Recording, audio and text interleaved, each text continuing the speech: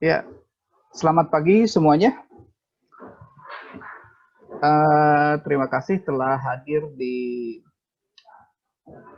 pada kesempatan pertama dan mungkin saya juga mungkin Anda belum pernah ketemu dengan saya di kelas-kelas lainnya. Kalau boleh tahu di sini semester berapa ya? 7, Pak. 7, Pak. Semester 4. 7, Pak. Oh, 7, 7. Pak, 7. Oh, oke. Ya, sorry. Terus suaranya. Semester 7 ya.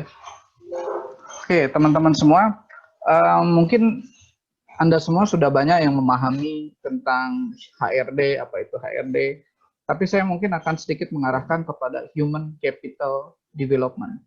Jadi ada sedikit perbedaan apa itu Human Capital, apa itu HRD.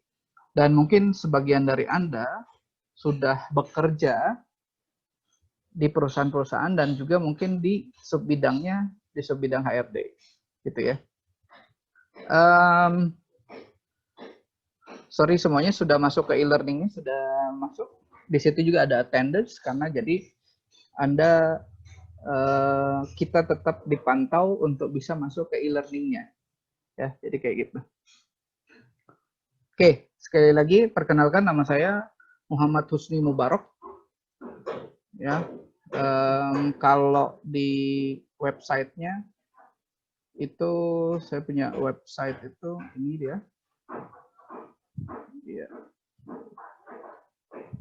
Saya coba screen sharing ya.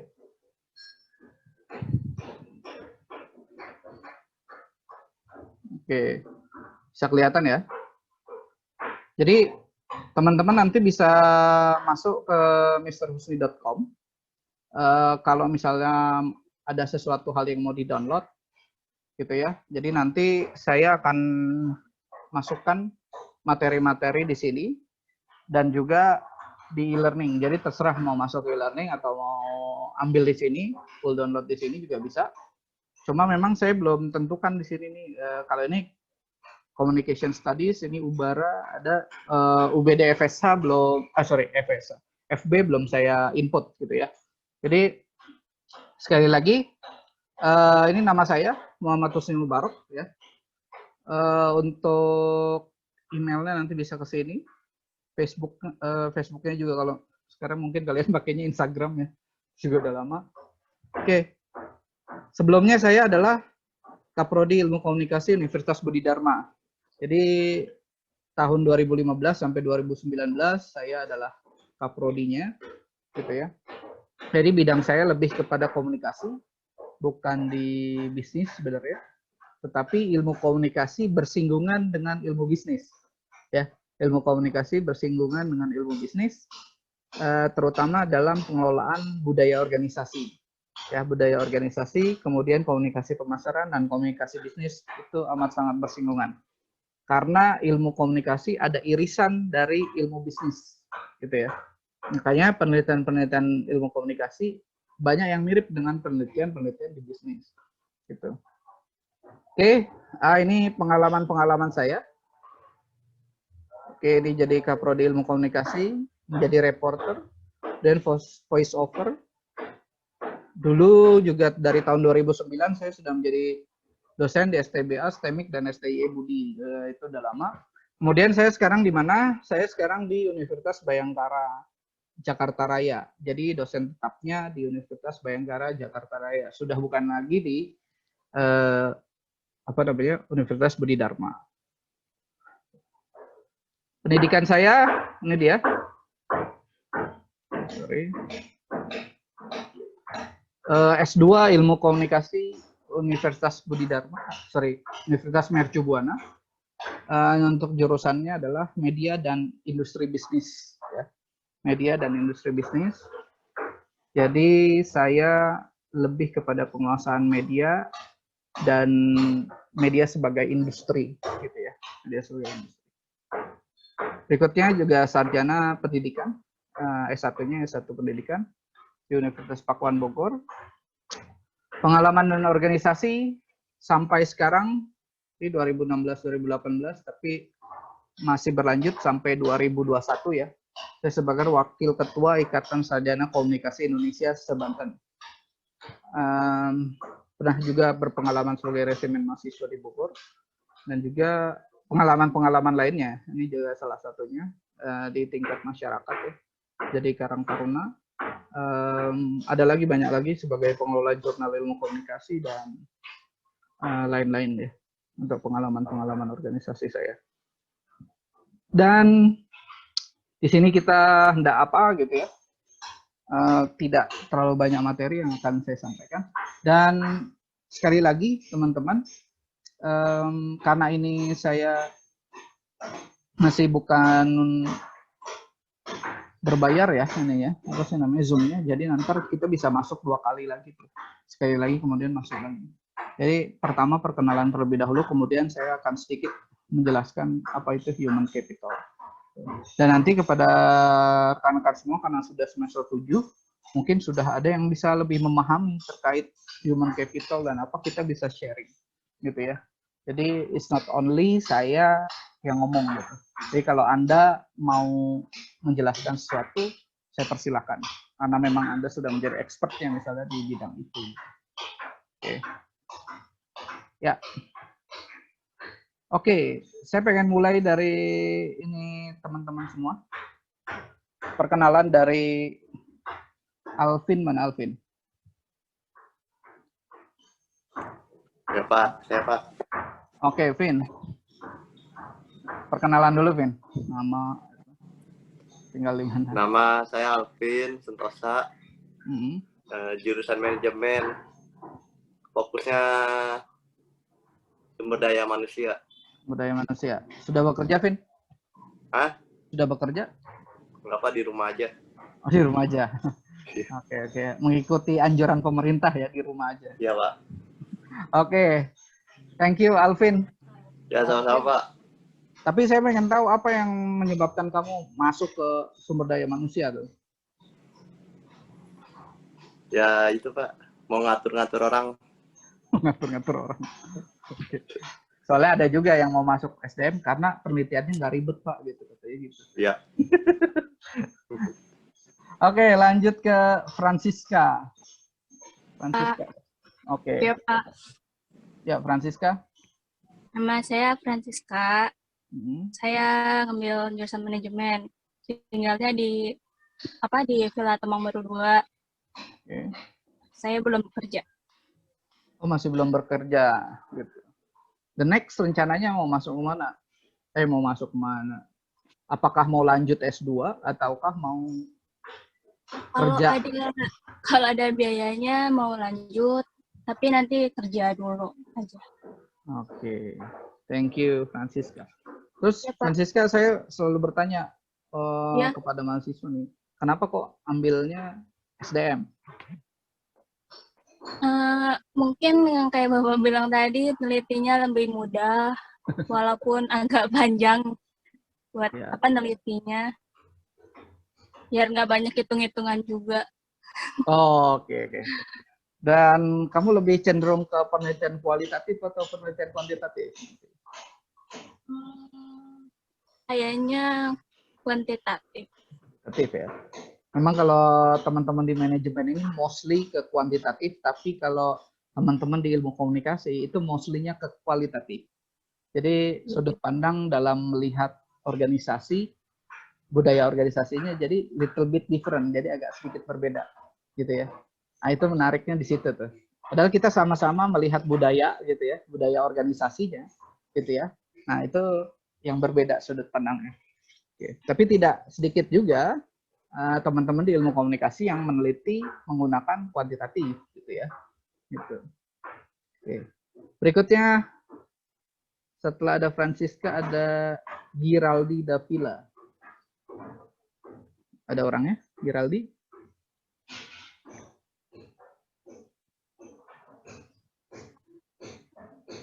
Oke, lanjut ke Christina Malta. Iya, Pak. Oke, Christina. Christina tinggal di mana? Sudah semester berapa? Saya tinggal di Taman Cibodas, Oke. jurusan manajemen. Oke. Mengapa tertarik mengambil SDM? Karena saya merasa apa ya? Merasa apa sih lebih suka di bidang sumber daya manusia aja dibandingkan keuangan sama pemasaran. Lebih Kalau keuangan suka ngurusin orang ya? Ngurusin masalah. iya, lebih suka hubungan antar personal gitu, antar orang. Oke. Oke, Malta, thank you. Christina Malta, selanjutnya masuk lagi ke siapa ini? Tuh, naik turun. Setelah Christina Malta, Mangarisa Teti. Iya, Pak. Mangarisa, Nama dipanggilnya saya apa? Manga. terserah Bapak. Kebanyakan manggilnya Risa sih, Pak. Oke, Risa. Jurnal Risa ya. Beda, Pak. Geris. Eh, Tinggal di mana, Riz? oh, saya tinggal di Villa Permata, Di Tangerang. Permata. So, Iya. mengapa ngambil jurusan ini? Karena senang dengan manusia. Senang dengan manusia. Ya iya, kalau senang dengan hewan repot urusannya. Lebih nggak karena suka aja sih, Pak. Saya nggak suka keuangan dan kalau urusan pemasaran rada ribet gitu. Oh gitu ya. Ini menarik nih. Saya males ngurusin pemasaran, bukannya kalian biasa jualan ya? Anak-anak Budi itu pada demen banget jualan apa juga dijualin gitu. Waktu dulu tuh saya selalu ditawarin gitu, Pak mau beli ini nggak? Gitu. Tapi kamu lebih senang bukan di pemasaran justru ya? Iya, Pak. Iya. Oke, kita berlanjut dari Mangarisa ke Michael Saputra. Oh, Michelle, sorry, Michael. Michelle Saputra. Kok Saputra bukan Saputri?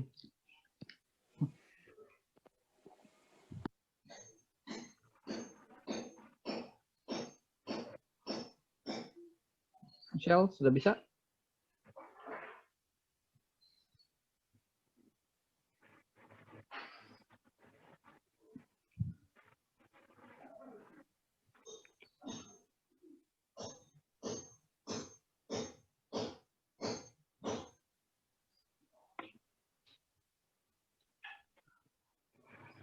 Oke, Michelle agak masalah, langsung ke Monica.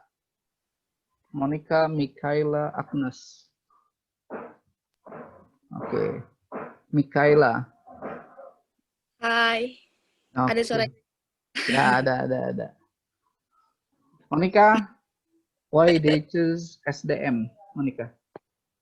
Apa ya? Kayak buat suka ngatur-ngatur aja kali ya sampah gitu ya, Pak. Oke. Nah, suka ngatur-ngatur, tapi diri kamu sudah teratur ya? Oh, belum, Pak. Lo kok wani gitu, kok berani ngatur-ngatur orang? Pak, udah teratur kok, Pak. Oke. Udah dari pokoknya dari terapi, Pak. Jadi udah teratur. Oke, lanjut. Kamu semester 7? Iya, Pak. Oke, berarti sedang skripsi juga ya? Belum sih, Pak. Belum. Oke, dari Monica kita masuk ke Thomas Setiawan. Oke, Thomas. Pak. Thomas, langsung aja. Kenapa ambil SDM, Thomas? Oh, serius ya gitu. Yang bukan pengen ngetes Ya? Lu gampang. Tangan ini otot ini ke depan. Ini ke kiri. Ya, kenapa Thomas?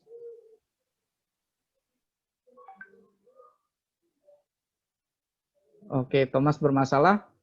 Lanjut ke Sony ya.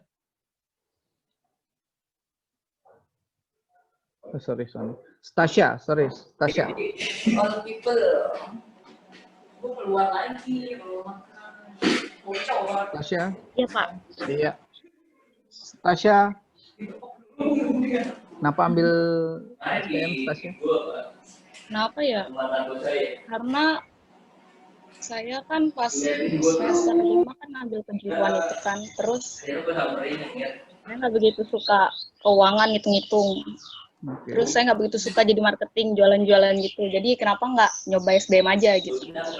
Mana tahu nanti bisa jadi passion tersendiri gitu. Oke. Thank you, Stasya. Nice. Oke, lanjut ke Yakobus Angga.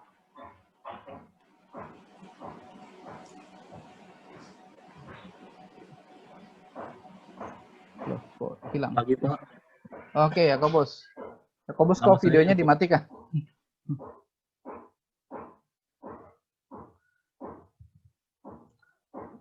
Oke, posisi lagi di mana, Yakobus? Posisi lagi di rumah Pak. Kayaknya lagi nyari sinyal ya kamu dari tadi jalan-jalan. Nama saya Yakobus Angga, Oke. semester 7, jurusan manajemen Universitas Budi Dharma. Apa lagi? Sudah bekerja ya, Yakobus? Belum. Oh, belum. Oke. Passion kamu memang di bidang SDM ya?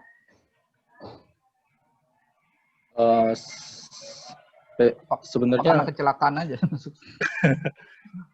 kecelakaan bisa dibilang iya sih. Soalnya tadinya S1 saya mau masuk psikologi, cuma nggak kesampaian, ya jadi masuk manajemen, akhirnya konsentrasi. Psikologi Ya, nggak ada loh di Budi, berarti dulu di mana? tadinya mau masuk UGM. Oh, oke. Cuma UGM gagal gitu ya? Iya, gagal. Oke. Kemudian pilihannya jadi jatuh ke manajemen dan SM. Ya, menurut saya nggak terlalu jauh lah, gitu. Nggak terlalu jauh.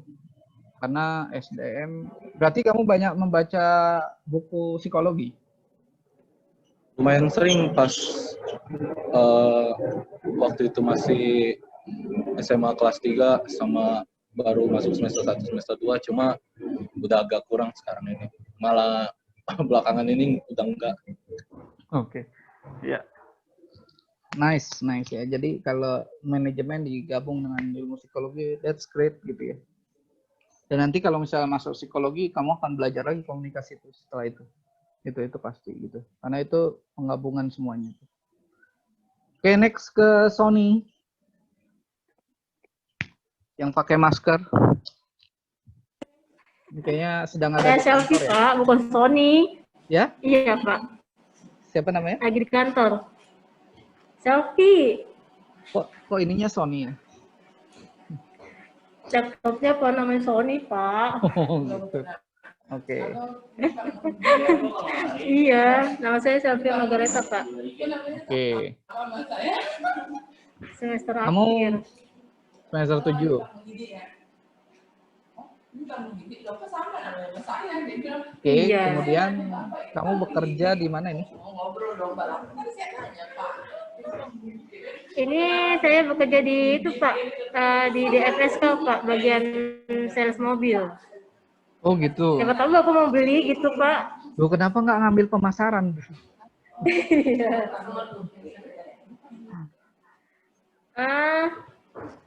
Enggak lah, kalau pemasaran mah lebih enak SDM, Pak. Udah hatam gitu ya kalau pemasaran gitu ya? Iya. Oke. Sales mobil kamu jual apa? Mobil apa? Jualan mobil, Pak. Mobil kayak apa sih? Dia bentuknya kayak uling. Oke. Oke, time kita sudah mau habis. Kayak kijang gitu. Nanti saya invite lagi ya. Ya, Pak. Saya invite lagi di grup WhatsApp, kemudian untuk masuk lagi ya. Oke. Thank you for the time yang sekarang ini. Ntar kita masuk lagi. Dan mudah-mudahan bisa 45 menit kita bahas materi ya. Oke. Ya, teman-teman. Diaktifkan kembali ininya, videonya. Dan saya sudah akan mulai screen sharing.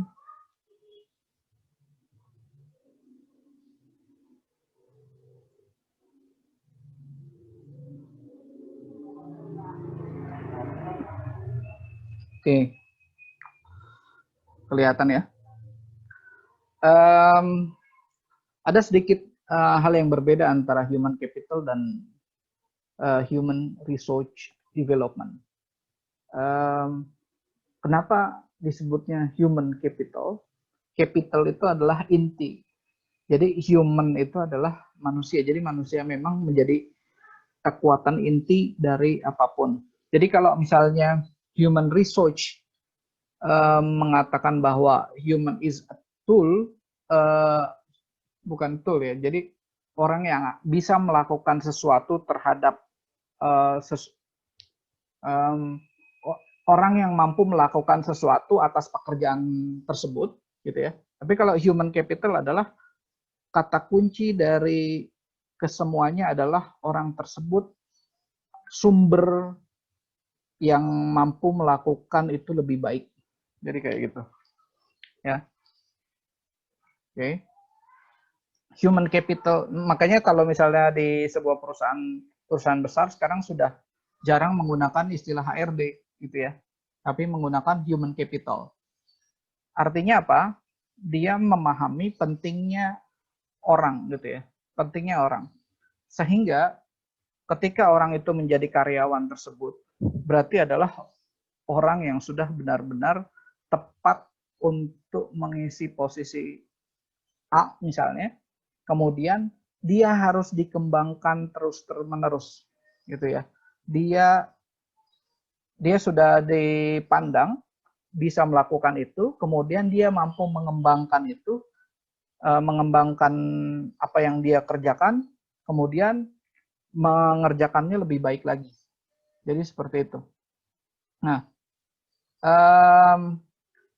artinya dalam proses pengembangan orang itu terus dilatih. Jadi ketika dia mampu melakukan A, harapan dari perusahaan dia bisa melakukan A+, gitulah. Setelah A+ itu dia dikembangkan lagi skillnya untuk dia melakukan B dan bahkan B+. Jadi seperti itu. Kalau misalnya saya gambarkan kayak pemain bola atau atlet ya, atlet yang di satu lapangan. Kalau dia tidak dilatih, gitu ya, sehebat apapun, skill dia akan di situ, gitu ya. Skill dia akan di situ. Oleh karenanya human capital development itu dia akan mengembangkan orang tersebut, skillnya menjadi bertambah. Dan finally, kegiatan perusahaan itu bisa lebih kegiatan perusahaan lebih baik, kemudian menghasilkan income lebih baik lagi. Jadi kayak gitu. Jadi kata kuncinya orang itu tidak cuma datang kemudian dikerjakan kemudian diperas keringatnya selesai gitu. Jadi bukan sebagai orang yang mampu melakukan itu, bukan. Tapi orang yang mampu melakukan dan mengembangkan kemudian menghasilkan income perusahaan lebih baik. Jadi kata kuncinya di situ. Sehingga perusahaan ini respect sama seorang karyawan tersebut gitu, kemudian diberikan pelatihan terus-menerus untuk dikembangkan skillnya, kemudian menghasilkan income, finally menghasilkan income untuk perusahaan gitu ya. Itu gambaran kecil dari human capital gitu ya. Oh, itu kucingnya lagi berdarah. Ya, itu jangan dimasukin. Itu suara siapa ya? Oke. Nah, human capital is the know how skill and capabilities of individual in organizations. Human capital reflect the competencies people bring to their work. Artinya bahwa modal manusia merupakan bagaimana mengetahui keterampilan dan kemampuan individu dalam berorganisasi. Nah, ini kata kuncinya. Ya. Modal manusia mencerminkan kompetensi seseorang dalam bekerja. Jadi kita sudah ada di mana kemampuan kita, kemudian akhirnya kemampuan kita itu digunakan, kemudian coba dikembangkan. Gitu. Pengertian tersebut terlihat bahwa human capital merupakan faktor penting dalam organisasi karena dapat memberikan sumbangan besar bagi kemajuan dan perkembangan organisasi. Human capital akhirnya dia harus bisa melihat potensi orang-orang yang akan bekerja di perusahaan tersebut, gitu ya. Kemudian dia melakukan serangkaian tes, analisis, evaluasi hingga pelatihan gitu ya, untuk bisa mengembangkan orang-orang yang masuk nanti gitu. Jadi kayak gitu.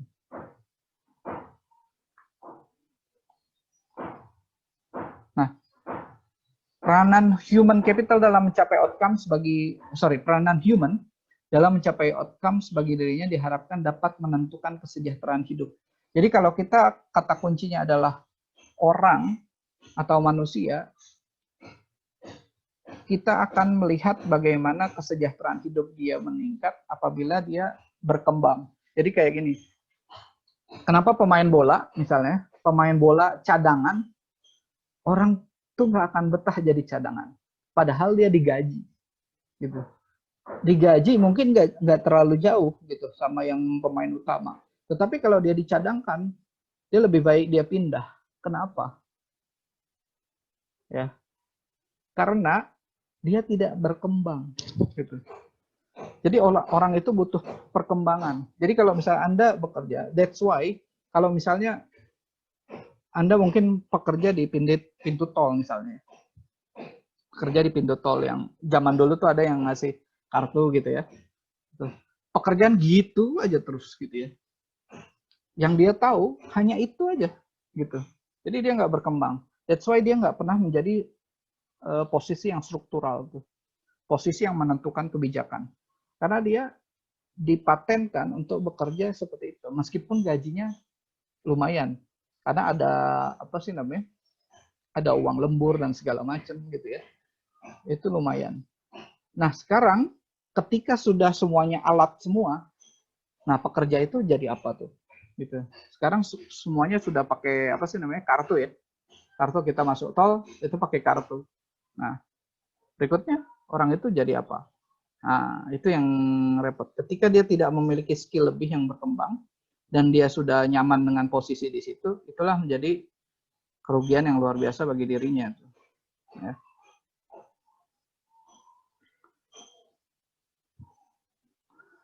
Kemudian proses dalam pembentukan human capital sangat menarik untuk dianalisis. Dalam organisasi, pembentukan tersebut dimulai sejak penyiapan pengadaan pegawai. Ya, penyiapan pengadaan pegawai, selanjutnya seleksi, pelatihan, penempatan, pengembangan, pemberian kompensasi hingga pemberhentian. Nah, di sini kalau kita lihat penyiapan pengadaan pegawai, dia udah harus bisa melihat kebutuhan pegawainya seperti apa. Kemudian ada seleksi, berikutnya ada pelatihan. Nah, ini pelatihan kata kuncinya di sini. Pelatihan yang mampu mengembangkan diri orang itu, kemudian ditempatkan di tempat yang benar, kemudian pengembangan lagi. Jadi dirinya berkembang lagi, gitu. Ini yang penting. So sekarang ini banyaknya itu kan karyawan itu kontrak kemudian selesai itu kontrak. Kemudian dia tarik lagi orang baru, gitu. Itu capek lagi sebenarnya untuk ngebentuk orang lagi baru. Cuma PR-nya kita itu di kondisi yang kayak gini semuanya nih, semuanya kontrak, gitu ya. Selesai kontrak, selesai. Walaupun terkadang perusahaan melihat, oh sejauh mana nih perkembangan itu. Tapi sebenarnya human capital nggak melihat itu. Gitu. Human capital tuh nggak melihat itu. Orang yang sudah ditarik, misalnya dia ada kontrak, dia akan diberikan kontrak lagi seharusnya. Karena mencari orang yang seperti itu belum tentu mudah gitu. Ya. Misalnya ada orang baru masuk lagi, apakah dia lebih baik gitu? Belum tentu kan. Jadi di situ. Justru yang sudah ada dipatenkan, dikembangkan lagi itunya, kemudian tidak hanya berkembang skill dan pengetahuannya, tetapi juga berkembang apa namanya, konsistensinya di dalam perusahaan, gitu ya. Jadi dia kehadirannya konsisten, kemudian pekerjaannya konsisten, semuanya. Nah itu menjadi poin penting, gitu ya. Berikutnya, aspek-aspek tersebut merupakan hal yang mendasar bagi setiap pegawai yang bergabung dalam sebuah organisasi yang pada hakikatnya melakukan tugas, pokok, dan fungsi demi tercapainya tujuan organisasi bersama. Oke, Ya itu pasti pengadaan pegawai, seleksi, pelatihan, penempatan, pengembangan, pemberian kompensasi hingga pemberhentian.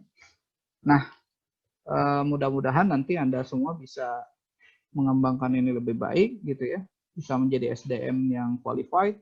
Kemudian kata kuncinya itu melihat human itu bukan sebagai tool, sekali lagi, bukan sebagai alat yang mampu mengerjakan sesuatu gitu, tapi menjadikan itu adalah bagian dari semangat kerja, bagian dari perusahaan, orang-orang atau karyawan itu menjadi bagian dari perusahaan yang harus terus dikembangkan dan digali lagi gitu. Nah ini dia berikutnya. Human capital secara fungsi manajerial berkaitan dengan pekerjaan pikiran menggunakan mental, meliputi perencanaan pengorganisasian, pengarahan dan pengendalian karyawan. Untuk fungsi operatif berkaitan dengan kegiatan-kegiatan fisik, meliputi pengadaan, pengembangan, kompetensi, integrasi, pemeliharaan, dan pemensiunan karyawan. Saya rasa kalian sudah banyak yang tahu nih, terkait ini. Mirip dengan HRD, cuma berbedanya tadi sudut pandang melihat human-nya, gitu ya. Human capital dengan HRD, Human Research Development, dia sedikit berbeda dalam melihat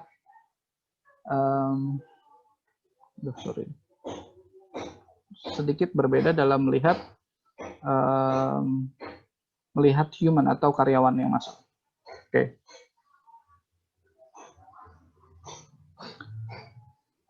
Sore ini kebaca ya.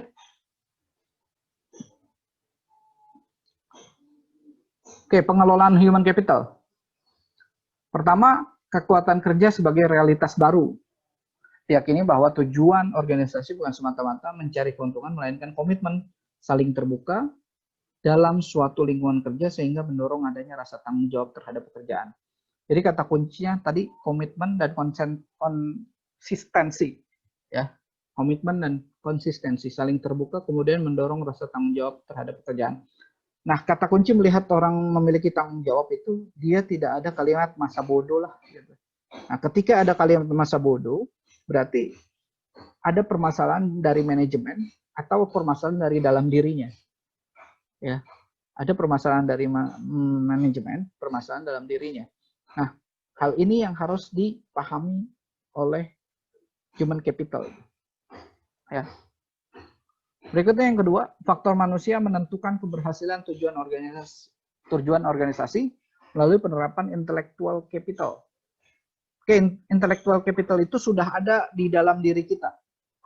Artinya, pertama talent-nya Anda, berikutnya knowledge-nya Anda, yang ketiga skill.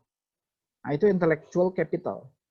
Nah, talent Anda apakah memang cocok untuk sebagai human capital, sebagai karyawan di tempat tersebut?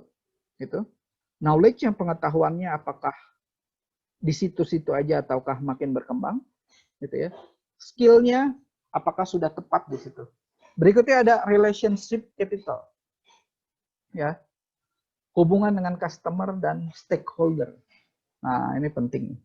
Hubungan dengan customer dan stakeholder. Lanjut lagi. Manusia adalah unsur yang terpenting untuk mencari keunggulan kompetitif melalui kreativitas dan pengetahuan yang mereka miliki. Hubungan mereka dengan customer, rekan kerja, dan professional network. Nah, professional network ini pahami ya perbedaan link dengan network. Ada yang tahu? Sorry, ada yang bisa paham perbedaan link dan networking? Saya cuma pengen tanya ke Francisca. Francisca tahu nggak, Frans? Perbedaan, ya perbedaan link dan networking. Kurang tahu, Pak. Oke. Tadi Sony mana Sony ya yang kerja jadi marketing ya? Bukan Sony namanya siapa tadi? Oke. Alvin, Vin. What are the differences between networking and link?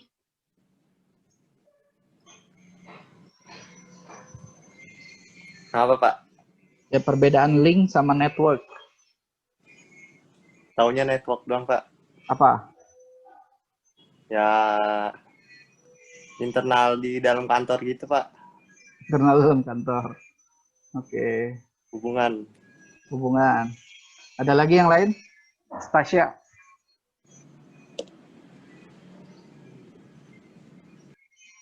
Apa perbedaan network dengan link? Saya taunya cuma networkingnya doang, Pak. Apa tuh? Kayak kita punya kenalan sama orang-orang yang ada di suatu perusahaan, kayak orang dalamnya gitu, Pak. Oke, network. Oke.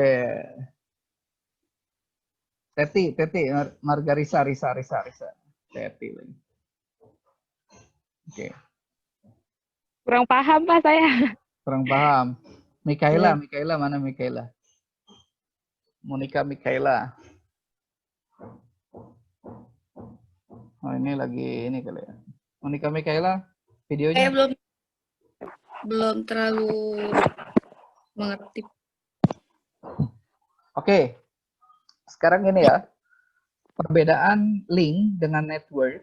Link itu Anda terhubung dengan orang, tim, atau organisasi tertentu. Gitu ya. Misalnya, oh gue kenal loh sama itu. Yes.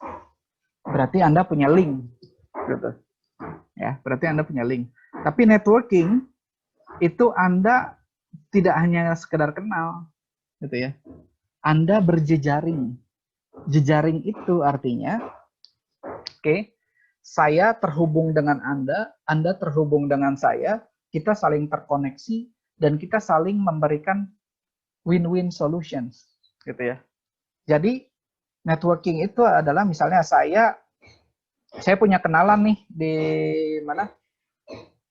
Di universitas lain. Nah, kenalan itu memberikan saya, nih lu mau nggak job di sini? Gitu. Ngajar di sini. Nah, itu network. Ya, itu network. Oke, bedakan link dengan network. Begitu juga ketika itu saya misalnya membutuhkan jasa dia. Bro, lu ngisi dong itu di tempat saya gitu. Ngajar di tempat gue. Nah, itu network. Artinya apa? Network itu saling menguntungkan satu sama lain. Gitu. Artinya saling berjejaring gitu. Ada hal yang dia beri ke A, ada yang si B juga memberikan ke A gitu ya. Jadi saling gitu. Itu interconnections makanya. Gitu ya. Itu perbedaan link dengan network. Jadi kalau Anda punya link, oh gue punya sahabat tuh di sono, ya itu sahabat just a link aja. Teman kamu aja gitu ya. Tapi kalau sahabat gue meminta gue untuk itu, berarti itu network. Gitu ya.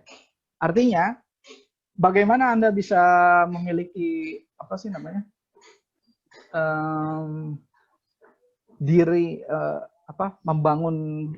Membangun brand identity Anda untuk kalian bisa memiliki network. Artinya orang tersebut memiliki kepercayaan, trust sama kita, gitu ya. Memiliki trust sama kita, gitu. Nah, kepercayaan itu bisa dibangun dari beberapa bentuk. Pertama, dari knowledge kita.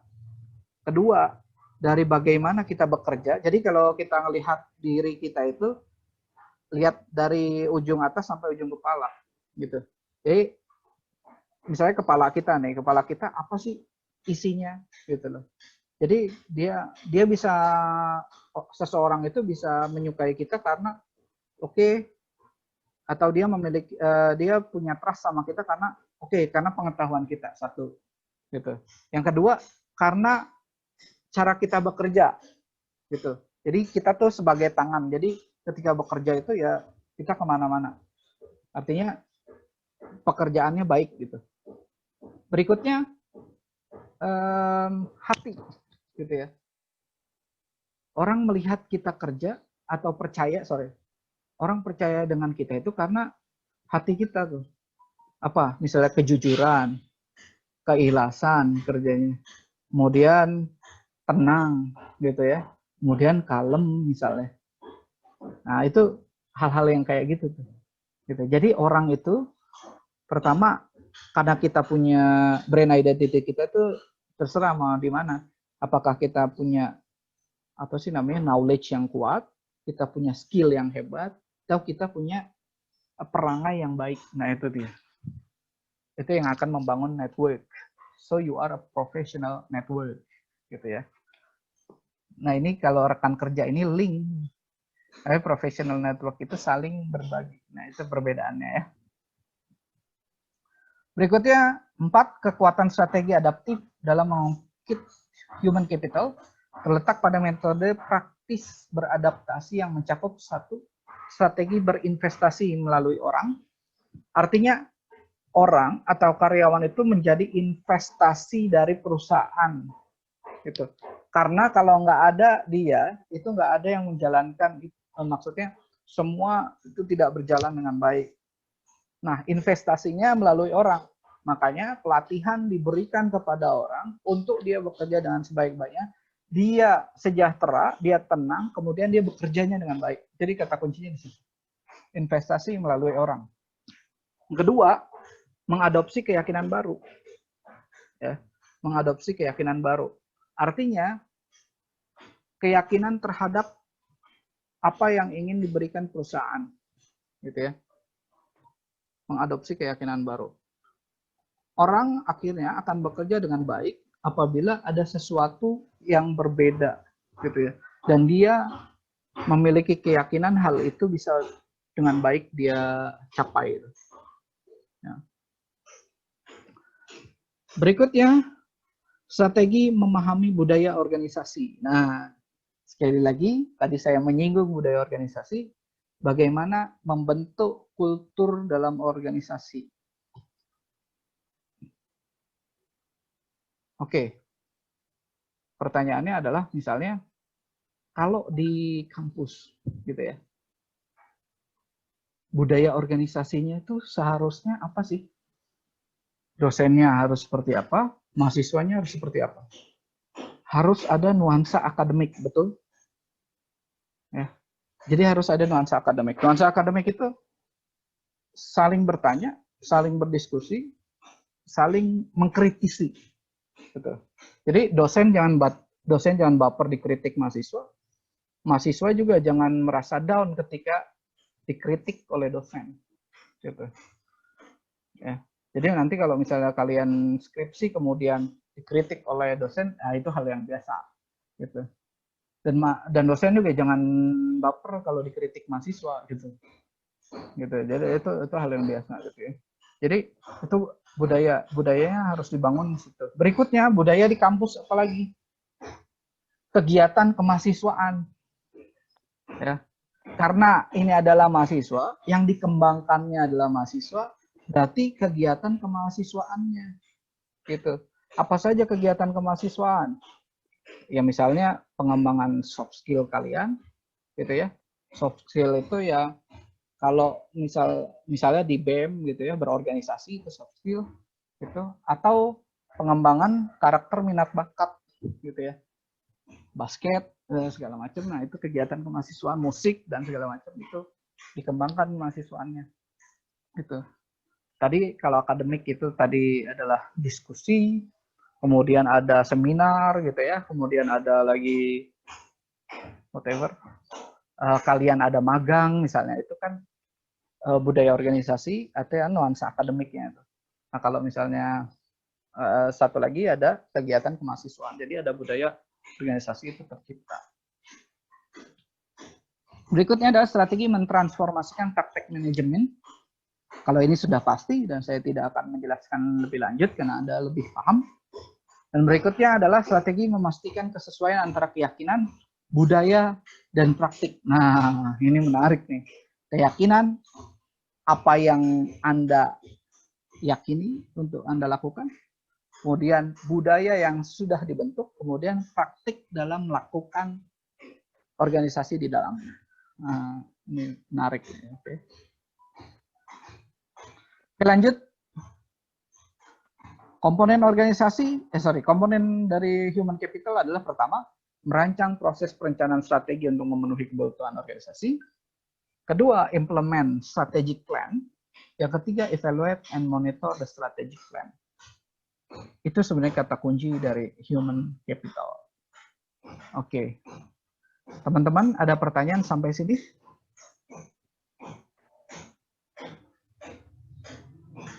Ya. Karena kita sekitar 10 atau 15 menit lagi untuk kita selesai. Ada pertanyaan dari teman-teman atau sudah cukup terhadap human capital, dan atau mungkin ada yang menyangka saya, Pak, sejauh yang saya tahu human capital sama HRD itu seperti ini loh, Pak. Gitu. It's okay, nggak apa-apa. Gitu. Pak, itu saya mau nanya, tadi yang soal keinginan sama budaya, budaya organisasi ya, itu maksudnya apa ya, keinginan kayak gimana? Keyakinan kali ya. Keyakinan, budaya, dan praktik, bukan? Iya. Nah, tadi keyakinan Anda dalam melakukan sesuatu, melakukan pekerjaan di dalam itu ya, menjadi lebih baik atau tidak, itu di situ. Kedua, budayanya, bagaimana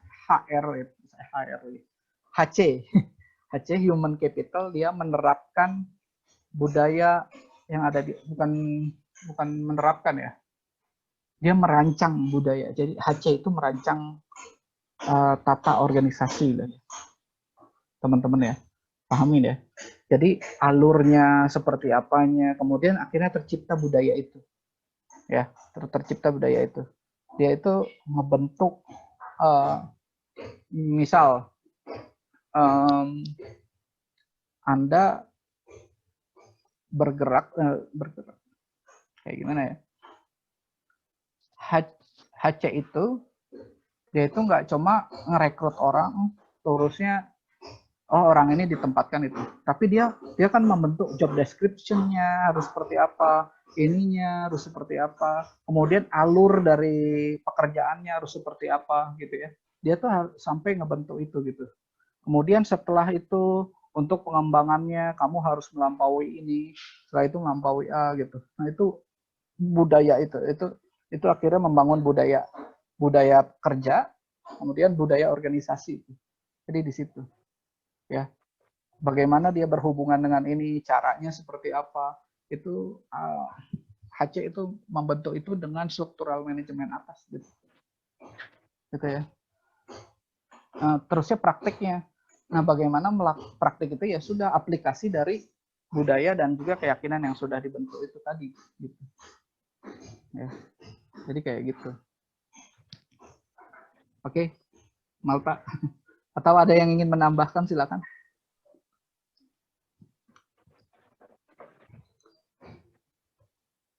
Ada yang ingin menambahkan, menyanggah, mengkritik juga nggak apa-apa.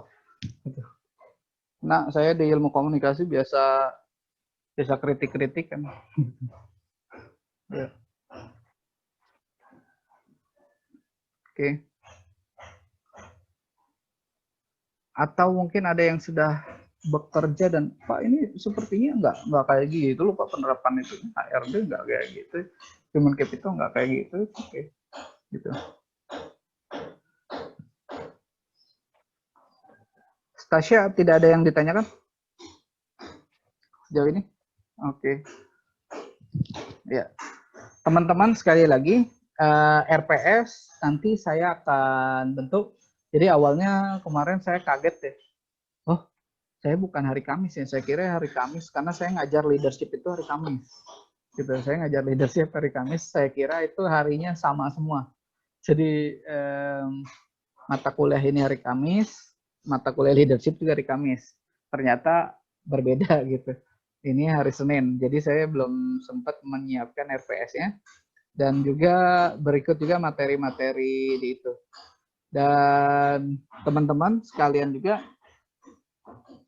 nanti sekarang ini kan kita menggunakan Zoom, nanti saya mungkin lebih banyak menggunakan video pembelajaran gitu, dan itu saya input di YouTube saya gitu, dan nanti Anda tinggal nonton di YouTube tersebut. Tapi teman-teman tetap masuk ke e-learning ya, setiap harinya tetap masuk ke e-learning karena nanti itu ada absensi juga di situ gitu. Dan mohon teman-teman untuk subscribe ya channelnya gitu ya, subscribe channelnya untuk mendukung dosennya lah. Lagi di sini kondisinya. Oke. Itu ngomong-ngomong absen di e-learningnya itu kayaknya nggak bisa. Apa saya sendiri ya? Oh, enggak, itu saya yang ituin.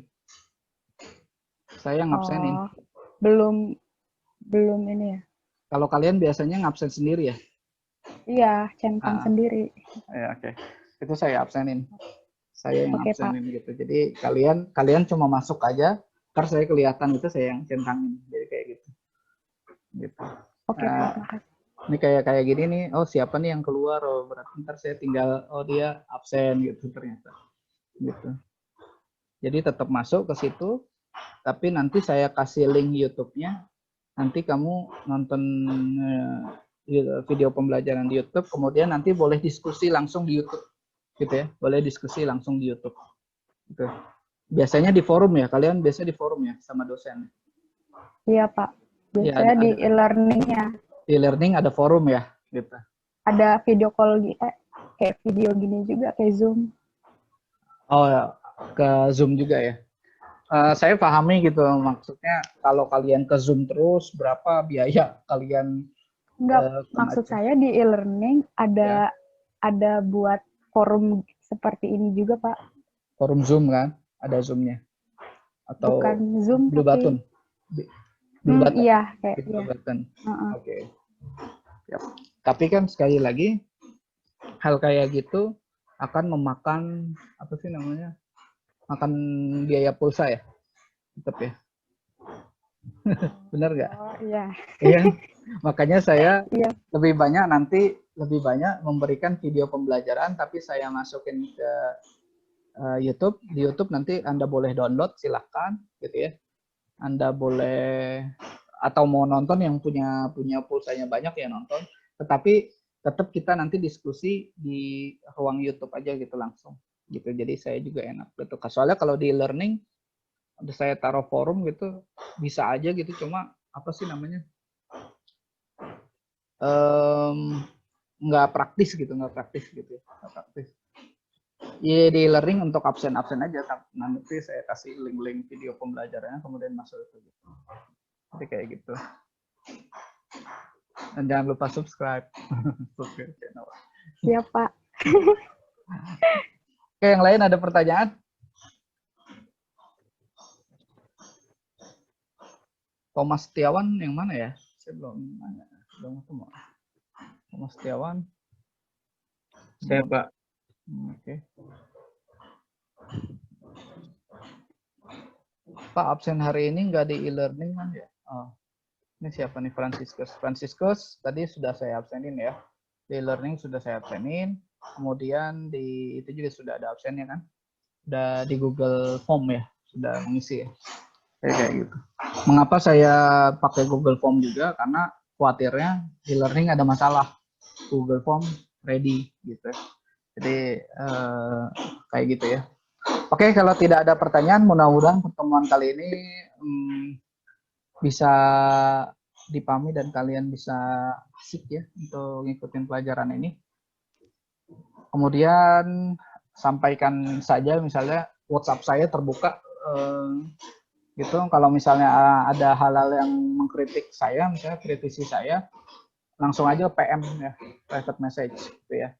Yang di grup private message aja, itu private message, hal-hal apa, kemudian hal-hal yang terkendala apa-apa misalnya izin atau apa, private message, jangan di grup gitu. Di grup itu kita membahas hal-hal lain aja di WhatsApp grup gitu. Membahas hal-hal yang penting terkait materi gitu kalau di grup itu. Nah, itu saja dari saya gitu ya. Mudah-mudahan bermanfaat. Terakhir kita jangan lupa untuk bertemu minggu depan ya. Senin depan jam 8. Tapi mungkin saya akan biasakan di 8.15 loh. 8.15 gitu. 8.15. Jadi nanti kita start dari jam segitu. Kemudian link Zoom nanti saya antara link Zoom atau link YouTube nanti udah saya kirim. Oke. Oke, terima kasih dan see you next week. Oke, semuanya.